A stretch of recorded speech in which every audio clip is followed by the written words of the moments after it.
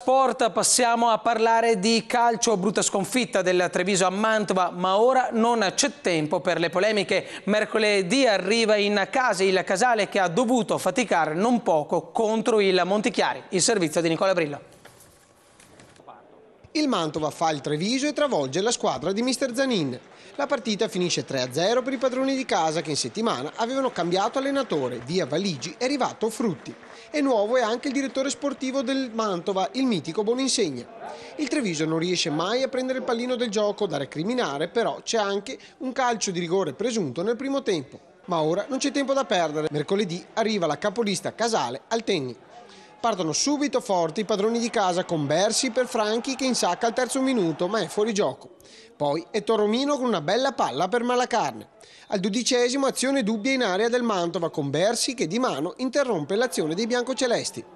Al 25esimo ci prova Bersi dalla lunga distanza ma finisce fuori. Il Treviso si fa vedere al 43esimo, Brunetti scende a destra, mette al centro per Ferretti che arriva con la punta del piede e spedisce alta la palla. Al 45esimo il gol del Mantova.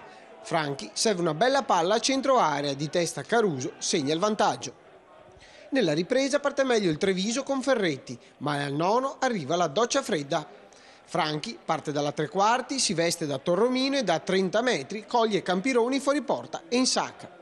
Al 12esimo risponde Torromino con una bella azione personale, palla sul destro che scheggia la traversa.